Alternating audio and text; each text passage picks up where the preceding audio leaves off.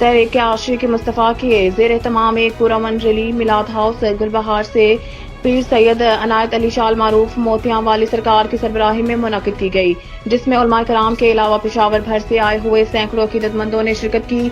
Rally के शुरका के हाथों में बैनर्स और प्ले कार्ड उठाए हुए थे, जिस पर कादियानियत के खिलाफ नारे दर्ज थे, जो कि अपने मुकर्रर रास्ते से होता हुआ शेख जुनेद बाबा पेशावरी के दरबार पर दुआए तकरीब के बाद मुनक़िद की गई। पीर सैयद अनायत अली शाह बादशाह ने अपनी तकरीर में कहा कि खुसूसी तौर पर अहले सादात को मुखातिब करते हुए कहा कि अहले सादात कादियानियत के खिलाफ उठ खड़े हों। अगर कोई अहले सादात कादियानियत के साथ नहीं देता तो वो अपने नाम से अहले सादात का लफ्ज हटा दे।